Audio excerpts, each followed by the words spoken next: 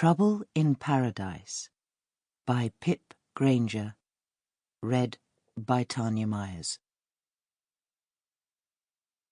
Zelda! Zelda! Have you heard?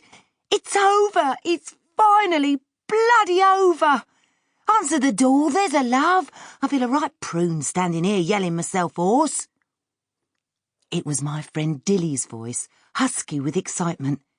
It was late Monday afternoon. I'd just finished my shift at the canteen, or British restaurant, as it patriotically called itself, and was up to my eyebrows in cold, scummy water at home. I was wrestling with a greasy frying pan without benefit of either soap or a shilling for the gas, so it was a relief to drop the thing and hurry downstairs to the street door. Dilly's lovely face, normally pale, was glowing with joy under her blue headscarf, and her brown eyes glittered with tears.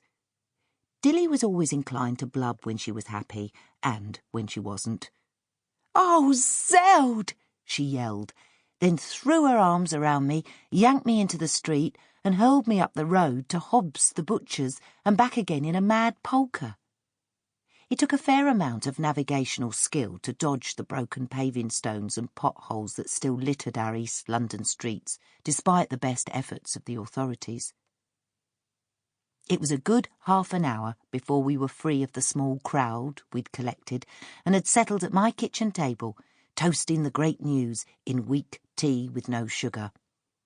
The war in Europe was over. Hitler had chucked in the towel. Of course, we'd been hearing rumours for days, and our harkers had been glued to the wireless at the canteen, but there'd been no official announcement, so we'd hardly dared to believe it until we heard it from Mr. Churchill's own lips. The buzz around London would not be denied a second longer, though. We had won at last, announcement or no announcement. We were ready to let our corsets out and our hair down and to throw caution to the wind. We were sick of it, heartily sick of it, and we wanted our proper lives back. Of course, some of us didn't really know what our adult lives were supposed to be like, having been young when the war started, but we were willing to find out. Most of us were, anyway. I had a horrible feeling I knew what my real life with Charlie was going to be like, and I was sure I wasn't going to like it. Still, the time to worry about that was when I heard the bleeders' hobnails on the stairs. Until then, I could join in the merriment along with everybody else.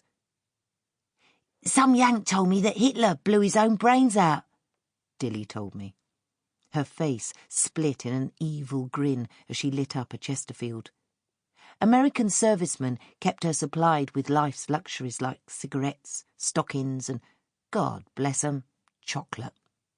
Which was very handy indeed, what with the black market not being cheap and us being broke most of the time. "Ma Hull says he swallowed poison, and Hobbs the butcher says he's been hanged, drawn and quartered by his own bodyguard. But I reckon that's wishful thinking myself. Nobody's found the body yet, so it's all guesswork. He's always been bloodthirsty, that Lenny Hobbs. He was like it when he was at school, you remember?" Dilly's face was getting pinker by the second. Lenny Hobbs had indeed been a bloodthirsty kid. A picture of his large red face, when he was a schoolboy, floated across my mind.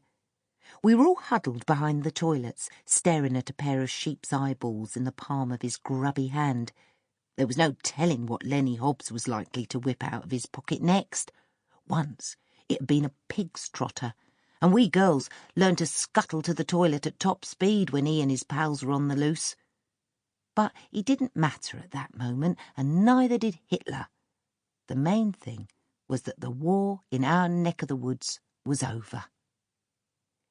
"Your mum says to come round to the gardens tonight," Dilly continued, still breathless with it all.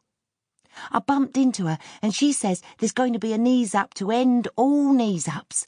They've decided the weekend for the street party, but there'll be a bit of a do tonight."